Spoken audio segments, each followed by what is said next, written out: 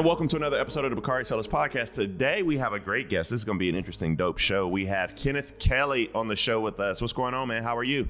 Hey, Brother Bakari. I'm glad to be here with you. Thanks so much for having me. It's been a couple of years since we've been together with Bishop Jakes.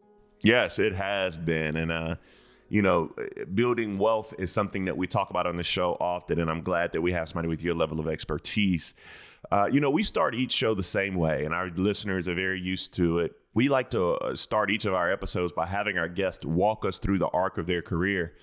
And yours has spanned energy and corporate America to now being a bank CEO of minority-owned bank. Walk us through the arc of your career from the moment you left Auburn to your work now, both as CEO of First Independence Bank in Detroit, to now your work as an author helping Black families understand the value of estate planning.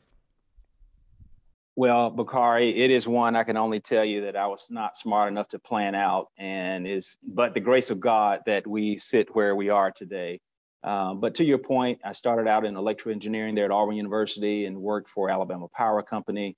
Got the opportunity, Bakari, to work across many facets of the business, from marketing and corporate finance, human resources, supply chain, many facets of the business. I got a chance to learn inside of the utility, worked at Georgia Power and also Southern Power, where I was doing mergers and acquisitions.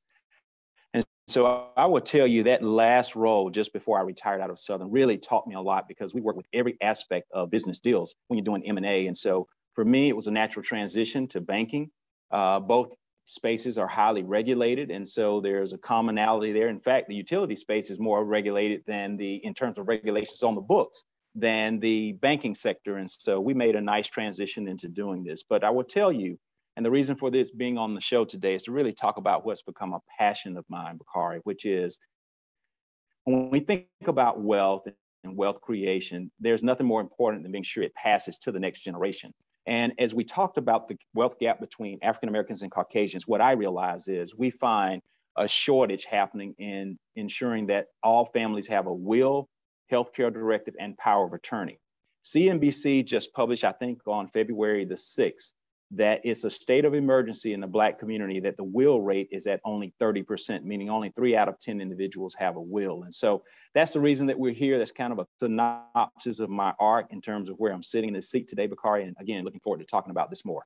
Well, thank you for coming on. I mean, this is necessary. Let's talk about banking Black. Talk about your career in banking and why did you choose to lead a Black bank? Well, I would tell you this bank is actually in our family. My cousin, actually, Don Davis, who was a music producer and had a wonderful record in the music industry, bought this bank some 42 years ago in 1980, coming out of his music career where he was a producer here in Detroit. And he ran this business successfully for 34 years. It was in our family, and it just created an opportunity for us to look after the family asset. But what was really more important to me as I moved from a career to where I was probably having a lot more impact dollar-wise in corporate America was really the opportunity to have an impact really locally and impacting African Americans as we talk about this whole issue of wealth. And so, as we know, the African-American banking sector is very small. It's less than 20 of us out of over right at 5,000 banks. Working with individuals like Jared Lodeholt and others, we were able to really elevate this topic to the national stage and really get some important legislation passed over the last couple of years that we're hopeful that will set the stage for us impacting communities in ways we hadn't seen before, Bakari.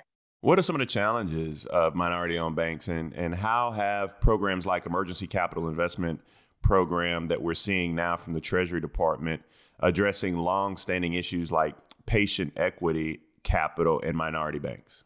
Well, you said it all, Bakari. I can just only add to your question, which was really, in my opinion, the statement of what we've been working on over the last 3 to 4 years, was demonstrating that having equity allows us to grow. And so I worked on that as chairman of the National Bankers Association for 2 years. Wells Fargo, prior to George Floyd's murder, in March of 2020, announced that they were going to put aside $50 million to invest specifically in African-American banks. We were a recipient of some of those funds. But after George Floyd's murder, it was very evident that we needed to have more happen in this space. And so it allowed for the precipitation of other banks like Bank of America, Chase, Citibank, and others to continue to look at making equity investments. And if you look at the balance sheets of all of these banks in consolidation today, you would see almost a sharp step function growth that has taken place over the last couple of years because of that interest and bringing equity capital to the equation. Now, the challenge we have is getting ready to figure out how to really deploy that. As you just mentioned, the legislation that was passed, ESIP, we're seeing, I think, a little bit shy of probably $800 million that will come specifically to African-American banks. We're going to have to basically figure out how to deploy that. What that means to your listening audience really is that you take that 800 million and you multiply it times 10. That's the effect that we'll be able to have in this banking sector, which will be basically an $8 billion impact into the communities that we care about and serve. So we've got a lot of work to do in front of us, Bakari. The point is what you just described. This will be patient capital over 10-year horizon through ESIP, and along with what we have also from those GSIBs that came in a little bit earlier. So our banks are well positioned to be able to serve the community. We're just going to have to do it efficiently going forward. Why do Black banks still matter? Well, Bakari, the studies show, and I think you know, across any sector, if we do the secret shopper model, we know that we get different outcomes. It shows up in synopsis and anecdotes like the appraisal story that we've seen recently, where someone get a house appraised, they take all of the paintings out and have someone appraise it, and it's $200,000 more, $100,000 more.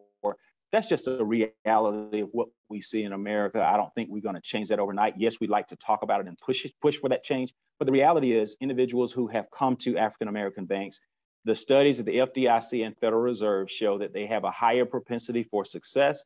They have a higher propensity for getting the additional service and help to get to that success. And so that data is documented. And so it demonstrates that there's certainly a need for African-American banks and to have a broader spectrum to reach across going forward. For folks listening who want to ensure that Black banks are still here for the next 100 years, what are 5 things they should do?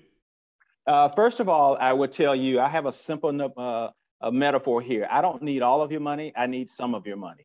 Secondly, I'd love to be able to do business with you. Third, I would tell you, we hope that we can be a beacon in the communities where we serve in such a manner that someone can see Kenneth Kelly sitting in the seat, who grew up in Eufaula, Alabama, on Gamage Road, went to Rebecca Comer Elementary School that is now closed in rural Black Alabama, so to speak, could be successful and sit in his seat, that their child could do it too. And I would tell you, from my perspective, there are very few places where you can see African-American CEOs dealing with very complex issues. The banking sector is one of those. And so we hope that our bank can be a beacon of hope, not just for our sake, but for many of the kids who look up to us as role models. Wow, that's what we need to hear more of. Let's talk about your book, which is one of the reasons that we're here today and one of the reasons that I'm so excited about talking to you. Talk to us about Prepared Before I Let Go and the estate planning platform you're helping to lead, My Legacy Items. Talk about what those are. Yeah, certainly. So again, as I shared, we talk about the wealth gap, but what I've seen is a lot of wealth erodes. In fact, there are studies that show that basically when someone passes, and in particularly wealthy individuals, without a will, they basically lose up to about 40 to 45% is lost through the process of legal debates. It's lost through the process of, infighting, et cetera. And that doesn't even talk about the emotional cost of the fractured relationship, Bakari.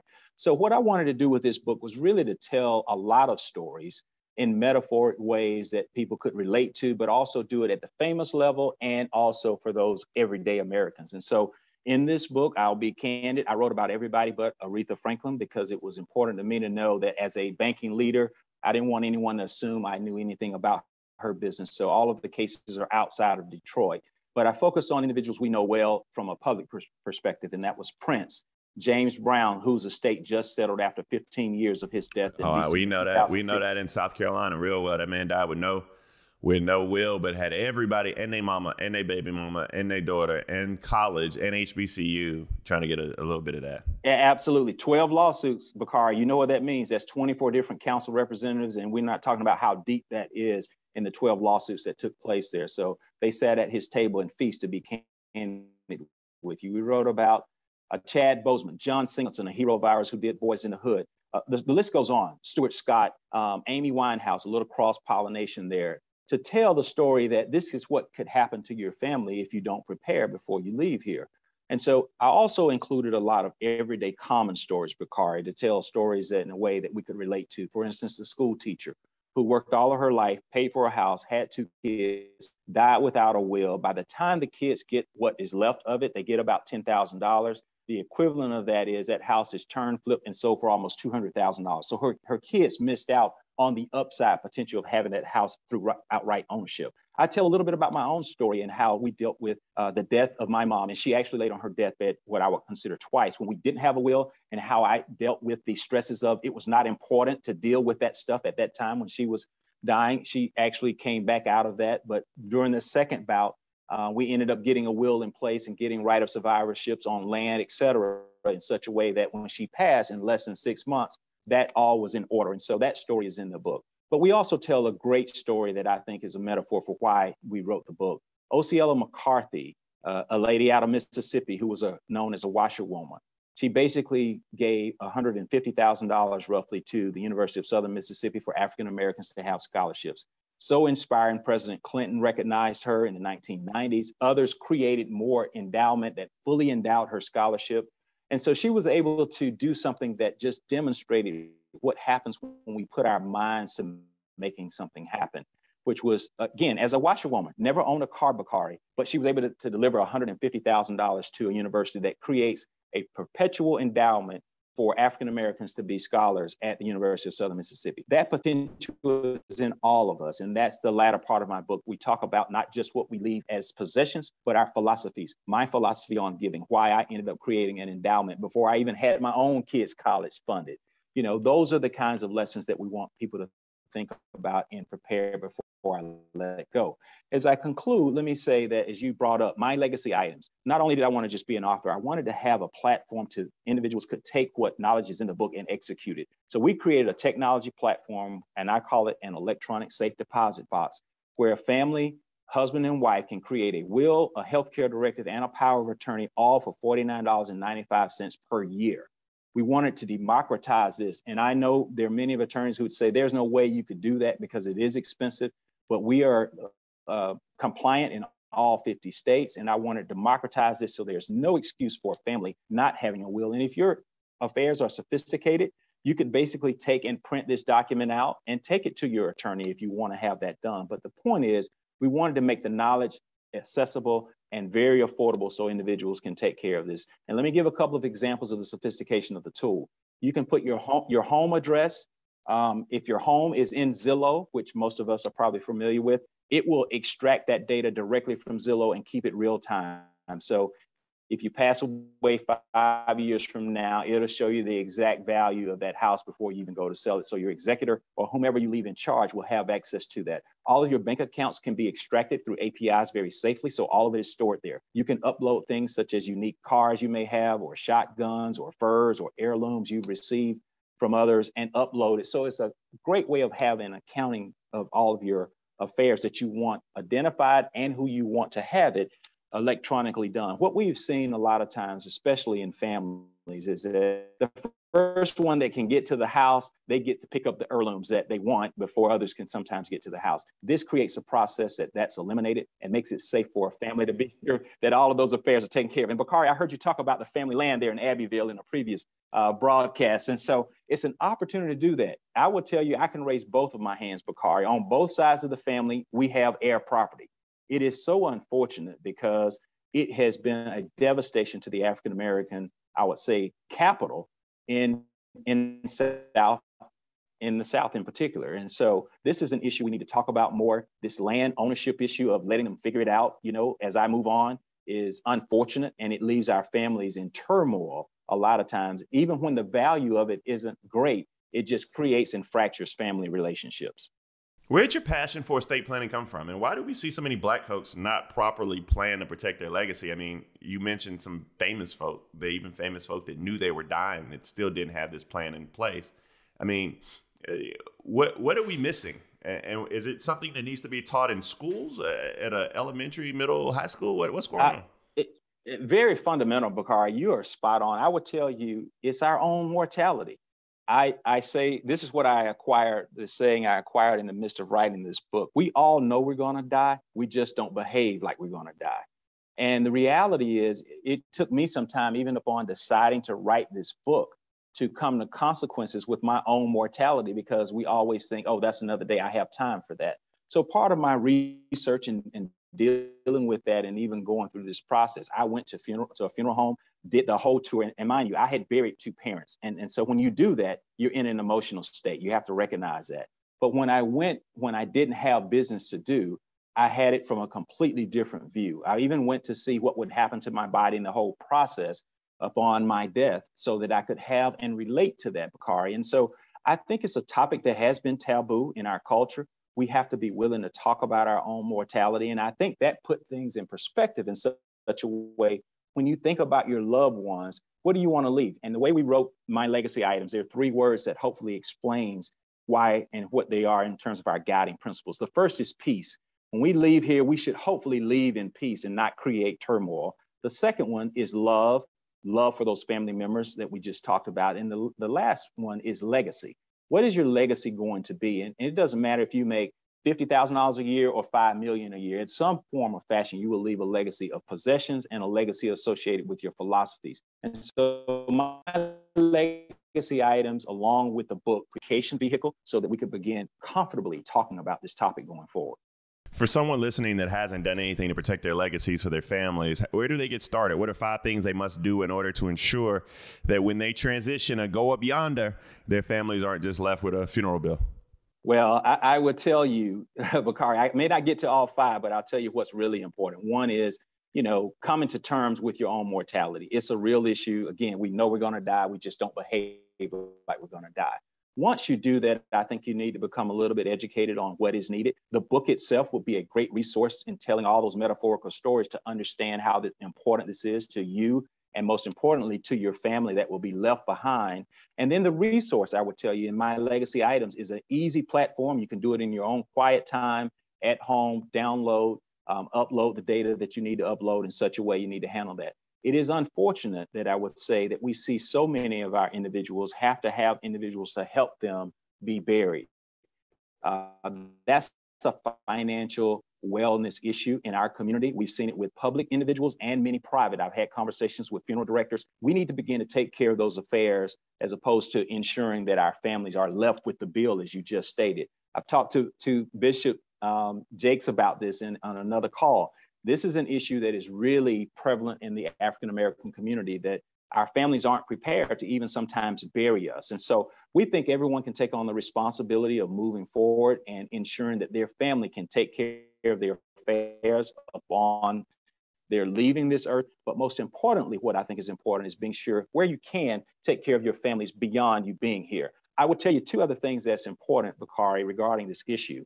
We have seen, because of our lack or inability to have these kinds of conversations, individuals who are typically, and I write about this in the book, in a second marriage, it becomes really complex and very complicated. We have seen the first wife still be on paperwork related to insurance, which means the first wife is entitled to it. We have seen instances where the second wife, who has been married to an individual for a long period of time, may not be on the paperwork associated with receiving the pension. And so when the person dies, it may have worked for 40 years, that pension and that value, that wealth, let me call it that, is lost. And so this is a very important topic to talk about, Bakari. And so to your point of 5 points, we could talk about this probably for another hour, but the point I'm making is I think all of us as individuals need to engage. One final topic on this that I learned in this process: my kids, when they turned 18, they became official adults. What that really means is, as a parent, even though they are, quote, living under my house while they're in college and I'm paying some of their bills, the reality is if they're incapacitated and can't speak on their behalf in a hospital for whatever reason, I may not have the right, depending on the state, to go and say I want them resuscitated or I want certain things done with them. We need to know that as a culture. The last thing we need to do is be sure that the last thing we want to have happen to a family is to be in that position where they can't even speak for their own child. So your child needs a living will. So it's never too early to start this process.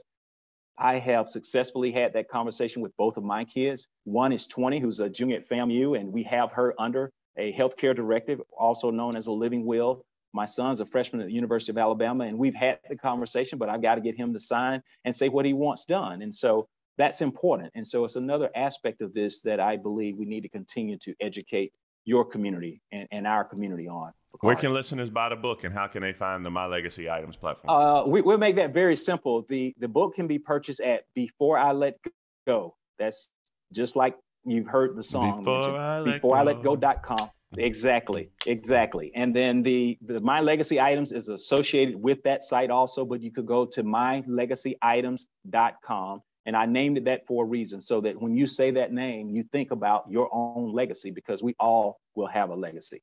Man, this has been a dope show, man. Kenneth, I know we covered a lot of ground in 22 minutes, 23 minutes. I mean, this is just a lot of information that people need. And let me just ask this, my final question. Sure. What role, if any, should Black banks and Black financial advisors be playing with all of this? And how do you connect those dots between your passion for estate planning and your passion for banking? Well, Bakari, we're in the midst of doing that.